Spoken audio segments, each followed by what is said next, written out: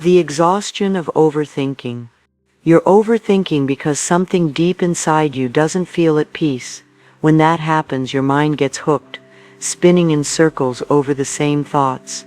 It analyzes, it repeats, it imagines, and it traps you in conversations that have already ended, and in scenarios that don't even exist yet. Although everything might seem normal on the outside, on the inside you're utterly exhausted from the relentless cycle of thoughts you just can't seem to stop. You don't have to keep going on this way. Releasing that persistent thought can be the most liberating thing you'll ever do. What confuses you today might bring you absolute clarity tomorrow if you simply stop fighting with your mind and start letting go from a place of calm, not a place of control. Some thoughts aren't born from a logical place, but from a place of deep-seated fear, fear that something might happen again, fear of having to suffer once more. The mind in constant alert. There are people who spend countless hours convinced that a simple headache is the ominous beginning of a serious illness. They can't stop thinking about it. They analyze, they search for answers, and they meticulously retrace every symptom. This isn't because they are weak, but rather because their mind is in a constant state of high alert. It's not a choice they've consciously made, but a deeply ingrained response from spending too much time protecting a heart that never truly felt secure. These people are not broken. They are just profoundly tired, tired of having to be constantly prepared for the worst-case scenario. When you don't feel safe on the inside, your mind becomes an alarm that simply won't shut off. It doesn't matter how many pieces of advice you receive, how many self-help books you read, or how many techniques you try to gain more control. If your internal system remains in defense mode, your mind will continue to search for ways out of dangers that are no longer there. The root of anxious thoughts. It will do this over and over again, as if something terrible could happen at any moment. This is incredibly draining because you're trying to think with clarity from a body that feels like it's in constant danger. And until that inner feeling of peril calms down, no amount of thinking will ever truly bring you peace. Have you ever wondered why you can't stop your mind from racing? Why your mind immediately jumps to the worst-case scenario, even when everything appears to be just fine? Louise Hay explained this concept with powerful clarity. You're not wrong. You've simply grown accustomed to living in a state of alert. When you spend a great deal of time in this state, your body and mind begin to treat it as something normal, even though it's anything but. What you label as anxiety or overthinking isn't a weakness. It's the profound reflection of a part of you that never felt fully protected, a part that learned to imagine the worst as a way to prepare itself so it wouldn't have to feel the same pain again. Shifting from fear to self-compassion. So if today you find yourself trapped in a cycle of thinking, wondering if you did the right thing, if you said the right thing, if someone will love or reject you, if you made the best decision, or if you've ruined everything, it's not because you are weak, it's because your inner self has not felt secure for a very long time. When this happens, the mind activates itself like a defense system that has completely forgotten how to turn itself off. Some people feel a slight discomfort, and their mind immediately serves up the worst-case scenario. What if it's something serious? What if the same thing happens to me as that family member? What if I don't get there in time? They don't do this to be dramatic. It's because their body has learned to be on alert, and their mind, as cruel as it may seem, is only trying to protect them from suffering again. Louise Hay taught something incredibly powerful. The only real way to change your thoughts isn't by forcing them or fighting against them. It's by treating yourself with love, a conscious, patient, and constant love. The power of a gentle inner voice. It's not about judging yourself for thinking too much, or demanding that you think positively when you feel broken inside. That only increases the internal pressure. True change begins when, instead of attacking yourself for the way you think, you start speaking to yourself with deep compassion, like you would comfort a frightened child. For example, someone with a constant fear of getting sick doesn't need to be told, "That's irrational. Stop thinking that way." What they truly need is to hear themselves say, "I understand why you are afraid, but you are safe right now." And not every physical discomfort is a threat. That inner voice, both loving and firm at the same time, is what begins to calm the mental chaos, not through control, but through profound self-care. This care comes from returning to yourself, from reconnecting with that part of you that still believes in you, even if it's hidden under 1,000 overwhelming thoughts. Choosing a new path. When you start talking to yourself with love, everything begins to change, not because the thoughts disappear, but because your body stops feeling like it's in danger. When you stop demanding perfection from yourself, when you give yourself permission to breathe without having to immediately solve everything, your mind begins to trust. Your nervous system lowers its guard. The energy that was once trapped in your chest starts to calm, to descend, and to come back down to earth. And that's where the real transformation truly begins. Sometimes a single phrase like, "I am safe here and now," has more power than 1,000 detailed explanations. Sometimes repeating, "I don't have to have everything figured out to be at peace," helps more than endlessly searching for answers.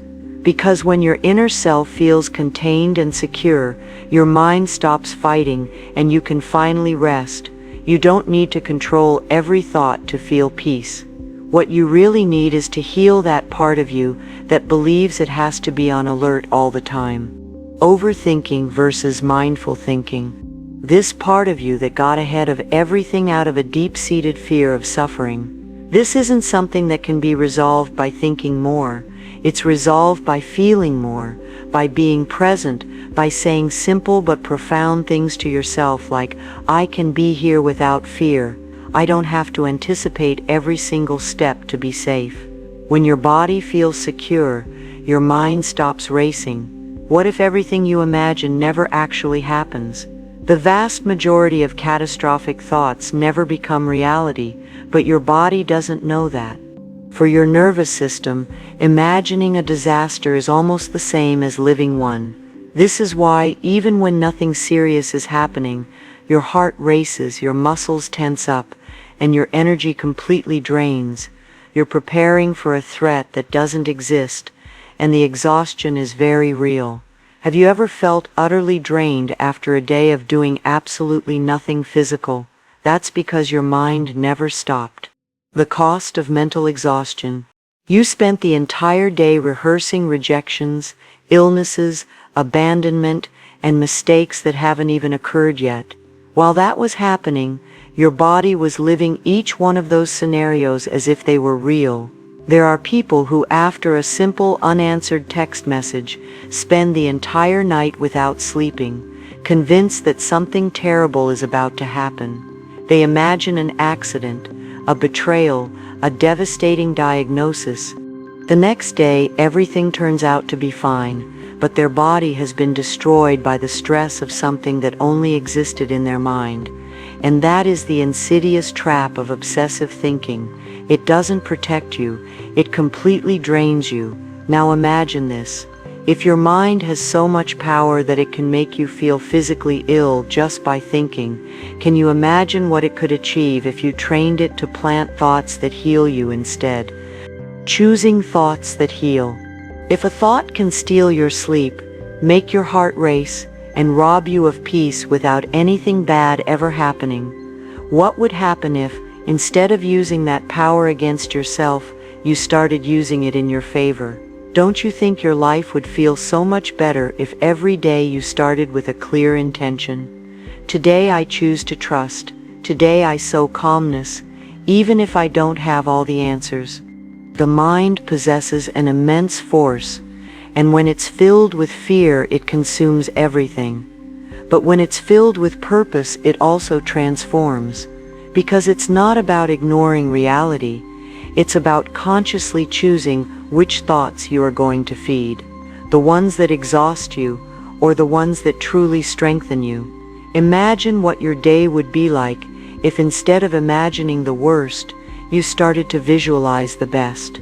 If instead of repeating scenarios that terrify you, you started to repeat truths that uplift you. I'm doing the best I can. I deserve to feel at peace. I don't need to be afraid to be prepared. The unseen toll of overthinking. Think about it. If your mind has been capable of making you believe that you can't, what would happen if it started reminding you of everything you actually are? This isn't magic. It's retraining your focus. And every single time you choose a thought that adds to your well-being, you are building a new reality within yourself, one where you no longer need to live in a state of alert to feel strong. Because true strength isn't found in thinking more, it's found in thinking better. Your mind doesn't get filled with obsessive thoughts when your energy is in a state of calm, and your energy can't calm down if you are constantly neglecting it. This isn't about forcing yourself to stop thinking. This is about understanding why you are thinking so much in the first place. Not all thoughts are helpful. Some will only make you sick. Thinking to comprehend something is useful, but thinking to anticipate every possible threat that will completely drain you from the inside out. The body's response to fear. Obsessive thinking doesn't look for solutions, it looks for dangers. When you live in that state, your body starts to suffer. Constant anxiety isn't just mental, it manifests itself physically. Insomnia, muscle aches, chronic fatigue, digestive issues, and even illnesses that are worsened by stress. And the most alarming part is that many people live this way without realizing that the physical discomfort comes from a mind that is completely saturated. There is no virus, no wound. There is only accumulated tension from thoughts that won't stop. Louise Hay used to say that every thought is a seed, and if you spend your life sowing fear, doubt, guilt, or anticipation, you cannot possibly expect your body to flourish in peace. Because your body listens to every single one of your thoughts and responds accordingly. That's why if you feel exhausted without having done anything physical, if your stomach tightens up when you worry, or if your chest feels squeezed just by imagining bad news, you aren't making anything up. The path to a calmer mind. Your body is speaking to you, and it isn't weak, it's begging you to think differently because you can't live on alert all the time without consequences. The mind overthinks when it doesn't have a clear direction. When you don't know what to do, when you procrastinate on important decisions, or when you avoid confronting what you feel. That emptiness gets filled with possibilities, and almost all of them are negative, because that's how the brain works when it feels insecure. It jumps to the worst-case scenario, not to hurt you, but to prepare you. However, it achieves the exact opposite. It leaves you paralyzed, exhausted, and increasingly confused. A mind without direction becomes a labyrinth. That's why one of the most important steps to break out of the mental loop is to start making a decision, even if it's a small one. Making a decision gives your mind back its structure. It tells it we are no longer lost. Practical steps to regain control. When your mind feels like it's not lost, it slows down. Here are some simple tricks that can help you regain that mental direction. Write down what you do know and what you can do today. Don't underestimate the power of stating the obvious. Putting it down on paper takes the chaos out of your head. Make one small but concrete decision. You don't have to solve your whole life right now. Decide what you are going to do for yourself today. Go for a walk, turn off your phone for an hour, or say no to something that drains you. Speak to yourself with clarity, not with demanding tones. Change "why am I like this?" to "what do I need right now to feel better?" Pause before you react. If your mind wants to anticipate, take a deep breath before you respond, act, or imagine the worst. Establish small routines. Something as simple as a scheduled break, a meal without screens, or 10 minutes of daily silence gives your mind a sense of stability that reduces anxiety. The chemical and physical impact of overthinking. When you give your day a clear direction, your mind stops inventing threats to feel in control. because it no longer needs to protect you from everything. It knows that you are in charge. The body doesn't distinguish if the danger is real or just in your mind. It reacts exactly the same way. Every time you overthink, every time you imagine the worst, your nervous system interprets that something bad is about to happen, and that's when cortisol, the stress hormone, kicks in. It's released as if you genuinely had to flee, defend yourself, or survive. The result is muscle tension, insomnia, headaches, heart palpitations, and constant fatigue, even though you haven't done anything physically demanding. The most frustrating part is that all your lab tests come back normal, but you still feel terrible. Have you ever felt exhausted right as the day begins, or gone to bed tired and been unable to sleep because your mind won't stop? Overthinking versus reflecting? What if your body isn't failing you, but your mind has been running on its own for too long without any direction? Louise Hay said that the body listens to every word you think, and it's true. Your internal dialogue creates a chemical reaction. If you repeat threats, doubts, or anticipation to yourself every day, your body lives in a state of chronic emergency, even when you are sitting still. That's why it's not just about calming the mind, but about taking care of the internal environment in which your body lives. Because when your energy calms down, when you stop imagining disaster, your body responds, it releases tension, it rests, it heals. All of this begins when you choose a new way of thinking. Overthinking is not the same as reflecting, but we often confuse them. Reflecting helps you understand, make decisions calmly, and learn from your experiences. It's a thought process that moves forward, with a beginning and an end. Overthinking, on the other hand, doesn't seek clarity, it seeks to control, and in that attempt it traps you. Breaking free from the loop. Reflecting is asking yourself, what did I learn from this experience, and what can I do better? Overthinking is staying for hours on end, repeating, what if I had said something else? What if I made a mistake? What if they never respond to me? One of these actions sets you free. The other one locks you in a cage. The problem is that many people believe they are properly analyzing things when in reality they are just burdening themselves with thoughts that don't solve anything and are mostly negative. And it's important to state that the brain has a natural bias towards danger. It tends to focus more on the bad than the good because it believes that's how it can protect you. But when that pattern becomes constant, it's no longer helping you, it's making you sick. So if you notice that you are thinking too much and you still don't feel any better, you aren't reflecting, you are overthinking, and that's when you need to stop. Not because you're overreacting, but because your mind is no longer looking for solutions, it's just trying to survive. The silent wear and tear. Obsessive thinking feeds off of anticipation. Without realizing it, we believe that if we imagine the worst, the blow will hurt less, as if mentally preparing for a tragedy could somehow prevent the suffering. But this is not protection.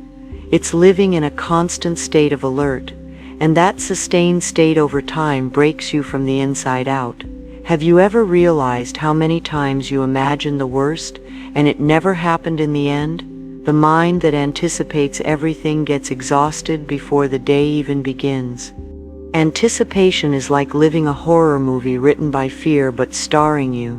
And the worst part is that even though you know nothing has happened, your body is already tense, your chest is already tight, and your energy is already at rock bottom. But you can get out of this loop, not all at once, but little by little. The first step is to realize that anticipating doesn't give you control. It robs you of your presence in the moment. The power of presence. Every time you notice that you're imagining the worst, that conversation that hasn't happened yet, that diagnosis that doesn't exist, that rejection that only lives in your head, stop, don't fight the thought. Just observe it and ask yourself, is this happening right now, or am I just anticipating it? That simple filter brings you back to the present. Another thing that helps immensely is speaking to yourself with clarity, not with empty phrases, but with real facts. I've already thought about this 1,000 times, and it never happened. My mind is anticipating again, but that doesn't mean it's true. And yes, it also helps to move your body. Go for a walk without headphones, feel the air, and return to your senses. Because when you are present in your body, your mind can't travel so far. Sometimes stopping the anticipation begins with small things. Turning off your phone for a little while, stopping yourself from checking your email every 5 minutes, not responding immediately, not having all the answers right now. Because every micro action that anchors you to the present tells your mind, we are safe, we don't need to get ahead of everything. Rebuilding trust from within, and little by little, as you train that presence, your body starts to let go of its defenses. And when your body lowers its guard, your mind stops anticipating. Your system doesn't calm down with pretty words. It calms down with real signals of safety. You can repeat 1,000 times that everything is okay, but if you don't get enough sleep, if you don't take breaks, if you don't set boundaries, your body won't believe it. This is because the nervous system isn't regulated by logic, it's regulated by experience. Louise Hay said that it's not enough to say, I love myself. You also have to prove it to yourself. And how do you prove it? By truly taking care of yourself, giving yourself rest when you are tired, eating when you are hungry, not just when you have time, saying no to things that take away your peace, distancing yourself from what drains your energy, breathing deeply before you respond impulsively. All of these are signals that your body interprets as, we are not in danger. A new kind of strength. When your body feels that, it begins to trust. The mind slows down and anxiety decreases. You no longer need to anticipate everything because your system finally starts to understand that you are with it, that you no longer need to live defensively, that now there is someone who will stay you. Your mind doesn't need more criticism, it already has enough. You don't need to say to yourself, I overthink too much, as if it were a defect. You aren't failing. What your mind needs is not punishment, it's direction, clarity, a constant guide that pulls it out of the chaos and returns it to the present. Because yes, mental focus can be trained, just like a muscle. If you spend years repeating thoughts of fear, doubt, or anticipation, that's what your mind will learn to do by default. But if you start guiding it, even a little each day, with focus, with boundaries, with awareness, then it will begin to respond differently. Ask yourself these questions. What am I paying more attention to today? What I'm lacking or what I can actually do? Is my mind solving something real, or is it just reacting from fear? What space am I giving my thoughts to breathe? A powerful choice. Because many times the problem isn't that you think too much, it's that you aren't training your mind to choose what to focus on. Imagine this. Someone wakes up and the first thing they do is check messages, news, and social media. They spend the day responding to everything external, and by nightfall, they feel completely drained, not because they experienced anything serious, but because their attention was scattered all day long. Now imagine the opposite. Someone who wakes up and gives themselves 10 minutes of silence, who writes down what they need for that day, who breathes deeply before speaking, who repeats a simple, clear idea to themselves. Today I will protect my energy. That difference isn't just noticeable in your mood, it's noticeable in your body, in your focus, and in the way you respond to the world. Your mind can be your greatest ally, but only if you begin to direct it, not with force, but with practice, not with punishment, but with consciousness. The wisdom of silence. There's something that nobody has ever explained to you with enough clarity. Overthinking doesn't bring you closer to answers. It pushes you further away from them. When the mind goes into overload, it stops being a tool and becomes a trap. You go over the same topic, You analyze every detail, you search for the mistake, you invent scenarios, and you call it seeking clarity. But the only thing you're achieving is exhausting your vital energy. And that's what you don't always see, the silent wear and tear. Because it's not just mental. Thinking too much consumes your body, it makes you physically tired, it robs you of rest, concentration, and enjoyment. It makes even the calmest moments feel tense. You become irritable, insecure, and disconnected. And while all that mental noise occupies every single space, you lose access to your most powerful guide, your inner wisdom, that voice that doesn't scream, that doesn't pressure, that doesn't rush, that voice that knows, that feels, that intuits the path forward. But to hear it, you need silence, you need space. When your mind becomes the main character in everything, there is no longer any room for that wisdom. What's left is confusion, exhaustion, and a feeling of being lost, even when nothing serious is happening. That's why thinking non-stop doesn't lead you to a solution. It takes you further away from yourself. At this point, there's something you need to remember. This isn't permanent.